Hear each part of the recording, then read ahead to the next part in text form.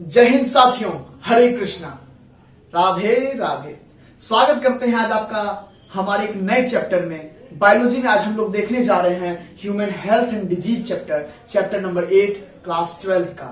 ये आपकी 12th के साथ साथ यानी कि बोर्ड के साथ साथ आपको नीट में और सीयूईटी दोनों एग्जामिनेशन में भी बहुत ज्यादा बेनिफिशियल रहेंगे, क्योंकि एनसीईआरटी बेस्ड ही इन दोनों एग्जाम्स में भी आपसे क्वेश्चन पूछता है। और हमने एनसीईआरटी की हर एक चीज को, हर एक छोटे से छोटे पॉइंट को इसमें लिख करके रखा है, इसमें सारांश दिया हुआ है और उसको हम लोग समझेंगे ही नहीं बल्कि आज क्लास में पढ़ते ही पढ़ते समझ करके याद भी कर लेंगे। तो ठीक है, चलिए शुरुआत करते हैं। लेकिन उससे पहले बताना चाहूंगा कि जो विद्यार्थी क्लास 12th में नहीं है अथवा जिनके चैप्टर में ये नहीं है, क्या उनका देखना इस वीडियो को सही रहेगा अथवा नहीं रहेगा।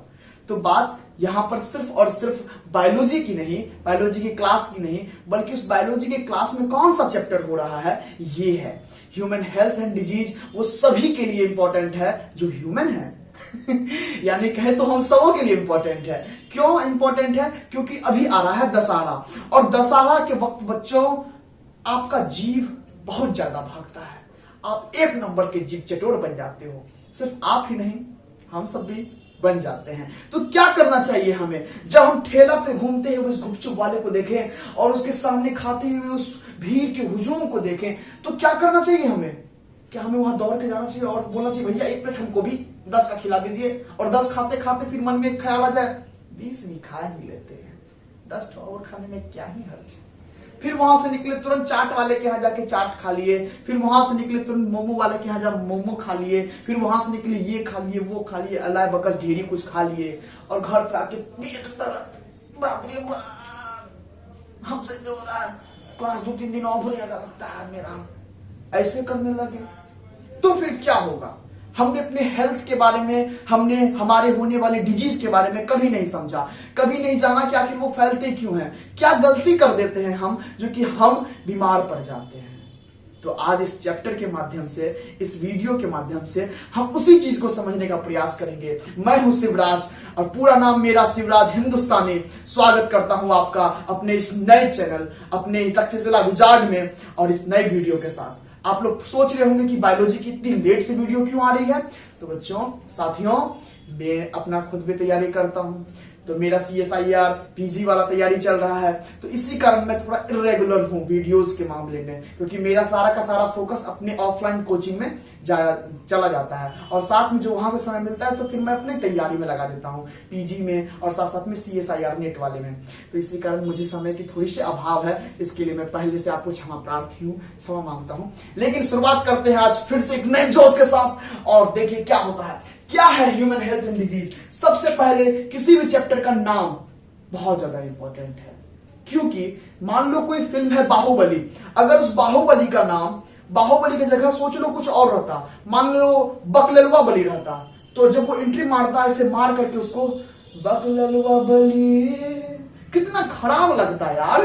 बाहुबली के शरीर पे बाहुबली नाम ही सेट कर रहा है, उसके अलावा कुछ और नाम सेट कर ही नहीं सकता है। अब पुष्पराज है, पुष्पराज के सामने पुष्पराज नाम ही सही रहेगा, पुष्पा नाम ही सही है उस फिल्म के लिए, दूसरा नाम हो ही नहीं सकता। अगर होगा भी तो उसका शायद सब्स्टिट्यूट ना हो, ठीक है। तो उसी प्रकार से किसी भी चैप्टर को शुरुआत करने से पहले यह ध्यान रखना कि आखिर क्या सोच करके उस चैप्टर का नाम वही रखा गया, क्योंकि उस चैप्टर का नाम जो रखा गया है वो कहीं ना कहीं उसके पूरे के पूरे कहानी को सारांश बताता है, पूरे के पूरे कहानी का सारांश बताता है। तो इस चैप्टर का सारांश आपके इन चारों लेटर में है, ह्यूमन हेल्थ एंड डिजीज।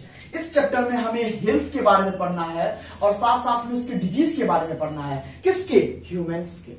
तो देखिए, सबसे पहले समझे हेल्थ क्या है। सबसे पहले ये जान लो भाइयों साथियों कि हेल्थ जो है वो WHO के द्वारा क्या माना जाता है। क्या एक हेल्दी पर्सन सिर्फ वही है जिसे बीमारी नहीं होता है? नहीं, हेल्दी पर्सन सिर्फ वो नहीं है जिसे बीमारी नहीं होता है। हेल्दी पर्सन वो है जो मेंटली, जो सोशली और साथ ही साथ जो फिजिकली, तीनों रूप से वेलबींग है, वही एक हेल्दी पर्सन है।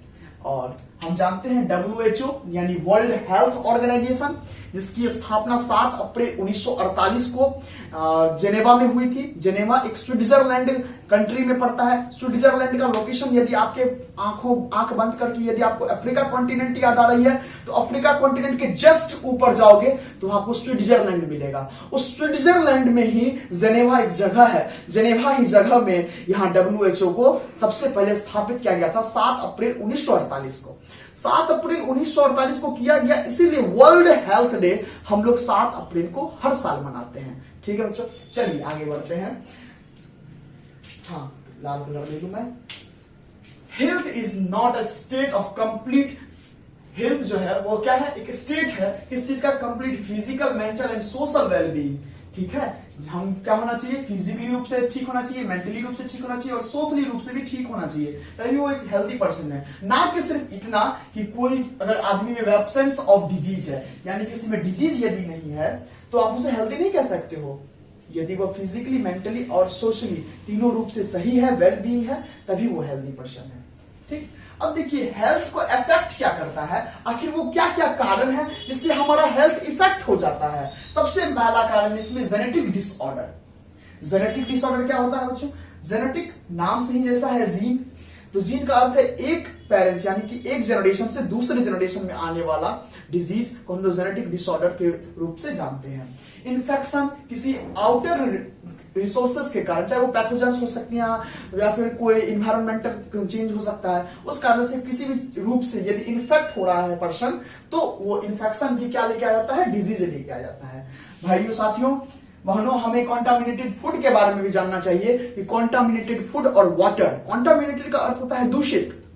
ठीक है, दूषित भोजन करने से, दूषित पानी पीने से, इनफैक्ट दूषित हवा से भी हमारा तबीयत नासाज हो सकता है, हमारा तबीयत खराब हो सकता है। ठीक है, तो ये सब चीज हमें डिजीज ला देता है।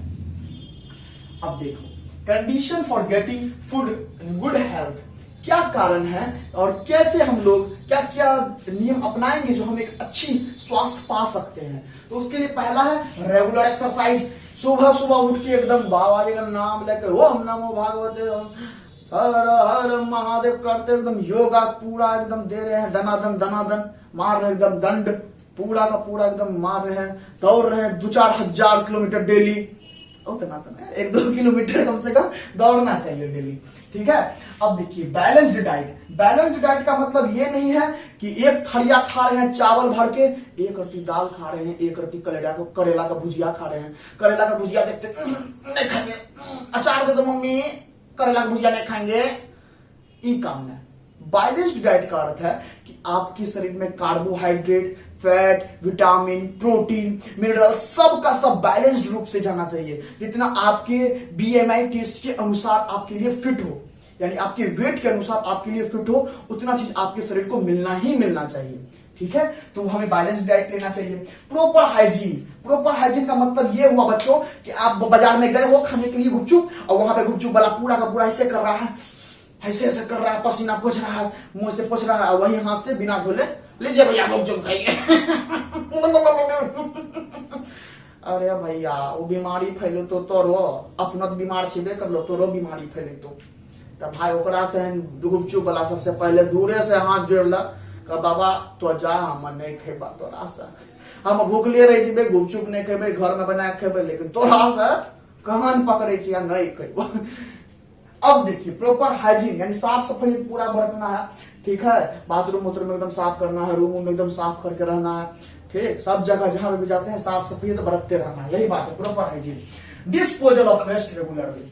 अब जैसे कि मान लीजिए कई बार होता है कि अगर नगर निगम वाला गाड़ी नहीं आता है, गाड़ी वाला आया घर से कचरा निकाल, वो अगर नहीं आता है तो घर का कचरा सब रोड पे आ जाता है और धीरे धीरे वो पहाड़ बन जाता है कचरा का। इतना गंदा महकता है, इतना गंदा महकता है, दुनिया भर का एकदम बहुत गंदा महकता है और बीमारी काउज करता है। तो उसके लिए हम लोग को क्या करना होगा, उस जो वेस्ट मटेरियल है उसको निकासी भी करवाना है, सिर्फ एक जगह इकट्ठा नहीं करना है, उसका निकासी भी करवाना है। हो सकता है garbage in and garbage out, आपने 5 क्लास में पढ़ा था एक चैप्टर, तो उस चीज को भी याद करके रखना है कि किस किस प्रकार से हम लोग गार्बेज को, किस किस प्रकार से हम लोग अपने वेस्ट मटेरियल को डिकम्पोज कर सकते हैं इन्वायरमेंट के अकॉर्डिंगली, इन्वायरमेंट फ्रीली या इको फ्रेंडली रूप से।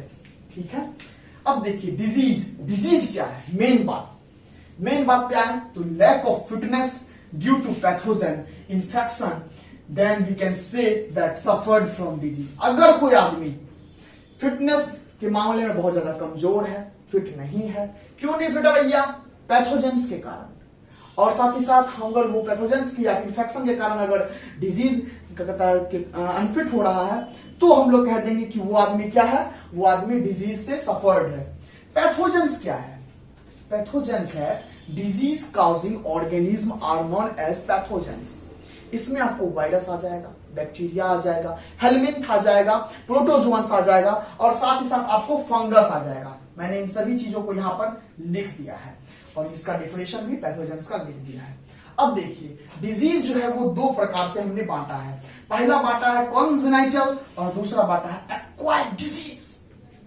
कॉन्जेनाइटल एंड एक्वायर्ड डिजीज दो प्रकार का, पहला है कॉन्जेनाइटल बाय बर्थ, आप देख सकते हैं जेनाइटल, दैट मीन्स बर्थ के साथ साथ आ रहा है, ऐसा डिजीज जो कि एक पेरेंट से ऑफस्प्रिंग में आ रहा है, उसे कहते हैं कॉन्जेनाइटल।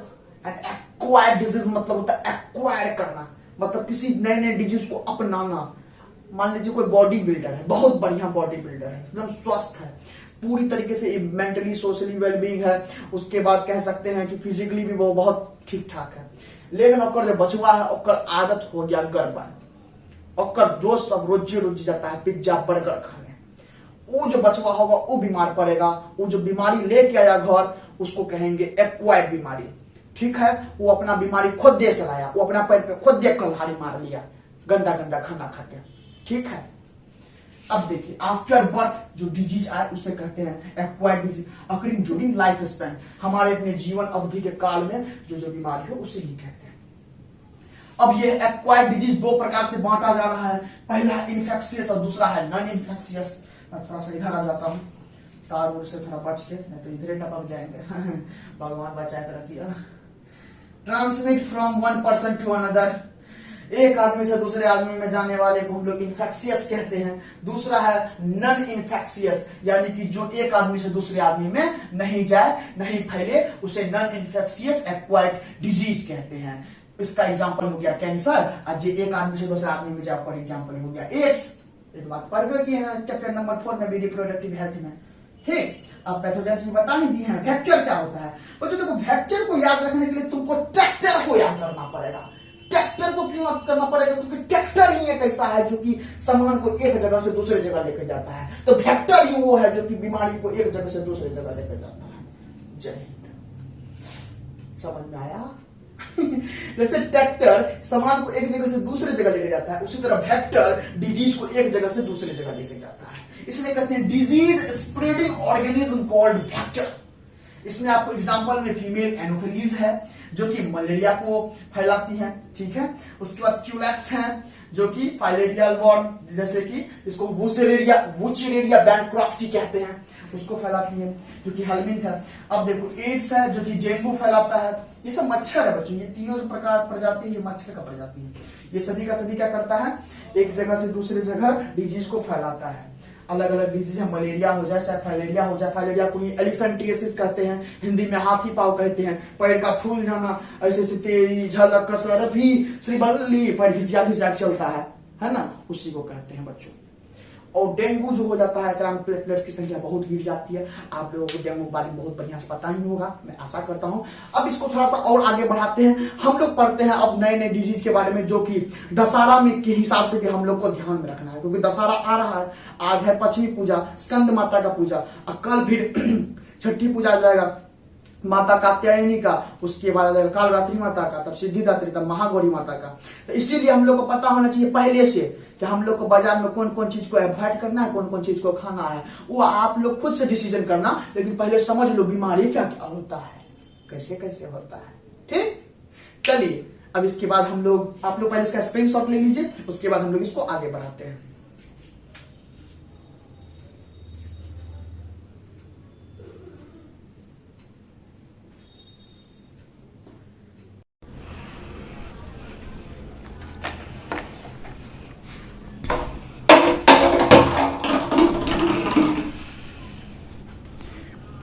तो साथियों हम लोग देख रहे थे ह्यूमन डिजीज के बारे में। ह्यूमन डिजीज में हम लोगों को जो सबसे पहला डिजीज पढ़ना है वो पढ़ना है टाइफाइड। तो टाइफाइड को समझने से पहले ये जान ले कि इसका पैथोजन क्या है। इसका पैथोजन है बैक्टीरिया, इसीलिए टाइफाइड को हम लोग बैक्टीरियल डिजीज कहते हैं, यानी कि यह बैक्टीरिया के द्वारा फैलता है। ठीक, काउज्ड बाय सल्मोनेला टाइफाई, ये वो बैक्टीरिया है जिसके द्वारा टाइफाइड फैलता है। उसका नाम क्या है? Salmonella typhi. चूंकि ये बायोलॉजिकल नेम है इसीलिए हम लोगों को क्या करना होगा? बाइनोमियल नोमेनक्लेचर के द्वारा इसको अंडरलाइन करना होगा सेपरेटली। जेनेरिक नेम जो होगा वो कैपिटल लेटर होगा और स्पीसीज का जो नेम होगा वो पहला स्पेसिफिक एपिथेट वो स्मॉल लेटर होगा। ठीक है, अब देखिए इन्फेक्टेड ऑर्गन, कौन सा ऑर्गन इसमें इन्फेक्ट होता है? तो इसमें इंटेस्टाइन हमारा इन्फेक्ट होता है। और अगर बताया जाए इंटेस्टाइन में भी कौन सा, तो स्मॉल इंटेस्टाइन। स्मॉल इंटेस्टाइन हमारा इसमें प्रभावित होता है, उस पर अटैक करता है। अब देखिए cause contaminated food and water, यह जो फैलता है यह दूषित भोजन तथा पानी पीने से फैलता है। ठीक है, इसी का केस है यहां पर एक मैरी मेलोन नाम की एक महिला थी जो कि जिनका निकनेम हम लोग टाइफाइड मैरी के नाम से जानते हैं। यह अमेरिका की एक महिला थी जो कि कुक थी, यानी कि रसोइया थी। और वो क्या की थी? वो कैरियर माना गया है उसे टाइफाइड का। क्यों माना गया है? क्यों उसका नाम टाइफाइड मैरी पड़ा? वो इसीलिए पड़ा क्योंकि उन्होंने अपने जीवन काल में लगभग 51 से 122 लोगों को टाइफाइड फैला दिया था। और इसकी संख्या और भी ज्यादा हो सकती है, ये ऑन डेटाबेस के अनुसार इतना बताया जा रहा है। ठीक है, ये बढ़ भी सकता है। तो ये महिला एक तो खुद संक्रमित थी टाइफाइड से, ऊपर से ये जानती भी नहीं थी कि टाइफाइड है इसको, इसलिए सबको भोजन बना बना के खिलाती थी, इसको खिलाती थी। जिसका इसका इम्यूनिटी सिस्टम कमजोर है वह टाइफाइड के कारण बहुत आदमी निपट भी गए। ठीक है, तो ये इस महिला का योगदान था ये वहां की आबादी को घटाई है थोड़ा।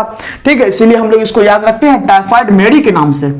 ठीक, अब देखिए ये हम लोग जैसा कि पता चला कि ये कंटामिनेटेड फूड से और वाटर से फैलता है। तो याद रखना बच्चों, जब तुम दशहरा में जाओगे तो वहां जब तुम गुपचुप वाले को या फिर ठेला पे किसी और को देखोगे तो वहां सबसे पहले रुक करके अपने मन से पूछना कि क्या इसने हाइजीन मेंटेन किया है, क्या इसने जो पसीना उसीना पोंछने का जो कपड़ा उपड़ा है उसको ठीक ढंग से यूज किया है कि नहीं किया है, क्या ये जो अल्लू को सान रहा है तो ग्लव्स पहन के सान रहा है कि नहीं, ये जो नाक अपना बंद करके रखा है कि नहीं रखा है। अगर आपको हाइजीन वहां मेंटेन नहीं हो रहा है तो फिर आप वहां खाना प्रेफर मत करो, क्योंकि सबसे बड़ी इंपॉर्टेंट आपके लिए आपका स्वास्थ्य है, आपके मम्मी पापा के लिए भी आपका स्वास्थ्य ही है।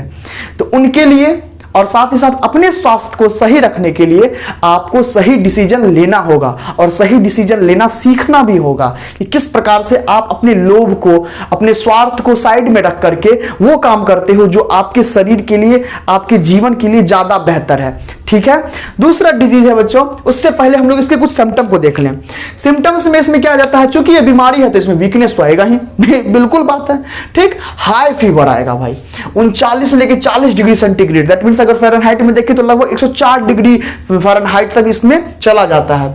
लॉस ऑफ एपेटाइट, मतलब भूख की कमी हो जाती है, भूख लगभग नहीं करता है। टाइफाइड जकड़ा होता है एकदम पड़ल है, सुस्त है एकदम, 3-4 दिन तक उठता है पानी पिएंगे, खाना नहीं खाएगा, नहीं भूख नहीं लगा, पानी खाली दो ना, पानी पिएंगे खाली, इस तरह से बोल के पानी पी के सोता रहता है बेचारा। फिर से ठीक स्टोमक दर्द करता है, खाना खाई भी नहीं किया, पेट तो दर्द कर भी मचारवे करेगा, दर्द करवे करेगा, माथा में दर्द अलग हो जाता है, हेडेक होने लगता है, कॉन्स्टिपेशन बन जाता है। जब कुछ खेबे नहीं कर लगता, पेट में कुछ जेबे नहीं करता, और जब जेबे नहीं करता तो जे हो बचल छा वो कॉन्स्टिपेशन बना देता, कब्ज बना देता।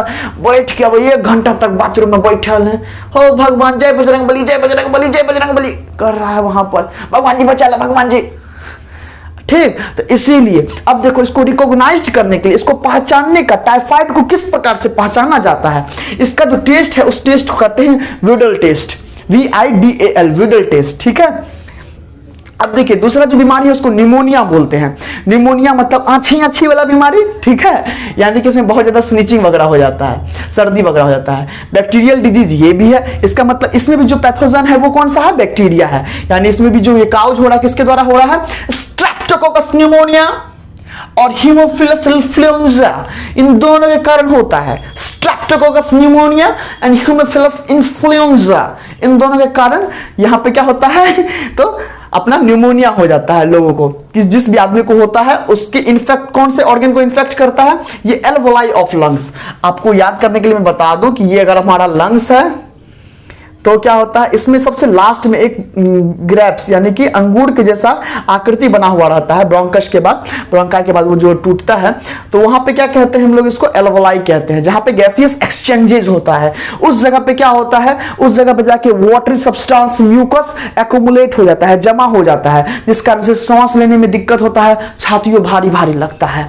ठीक है, कंजक्शन ऑफ ब्रीदिंग ऑर्गन, यानी कि कंजेस्टेड बोलते हैं ना, कंजेस्टेड लग रहा है, मतलब बहुत अक्कच लग रहा है, इधरों से लोग आ गया, उधरों से लोग आ गया, उधरों से लोग आ गया, उधरों से पीछे लोग है, तो बोलता भाई कितना कंजेस्टेड है भाई। ठीक, उसी प्रकार के कंजेस्टेड ऑफ ब्रीदिंग, यानी कि सांस लेने में बड़ा दिक्कत होता है, एकदम अकचन हो जाता है। ठीक, water like mucus is filled in alveoli, water like mucus, mucus जो है फिल हो जाता है एल्वोलाई में। आपको म्यूकस के बारे में यदि नहीं पता है तो नाक से जो नेटा निकलता है ओकरा म्यूकस ही बोलते हैं। ठीक है, वो म्यूकस का एक टाइप है, वाटरी म्यूकस।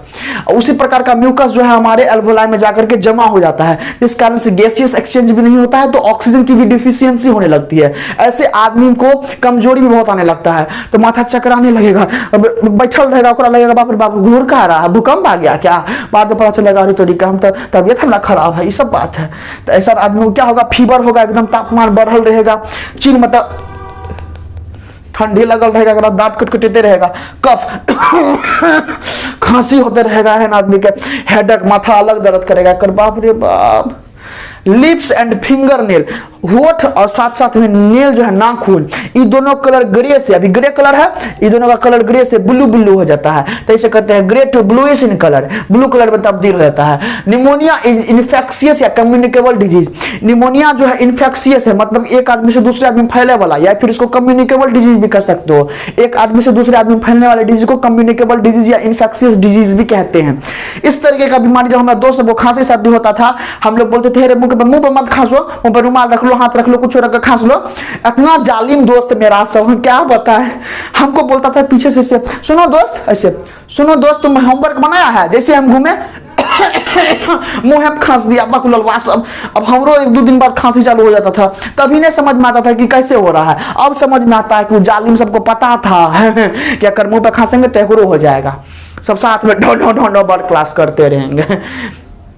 चलो जो अभी था अब हम लोग देखते हैं, ये अपना यहाँ पर हम लोग दो डिजीज को कर लिए हैं, तो अब जो मेन बात है वो ये है कि आप लोगों को दशहरा की बहुत सारी शुभकामनाएं, और आप लोग स्वस्थ रहें, हमेशा अपने देश के लिए अच्छे अच्छे कार्य को करने के लिए हर हमेशा उतावले रहें, हर हमेशा तत्पर रहें, आपकी जोश हर हमेशा बरकरार रहे।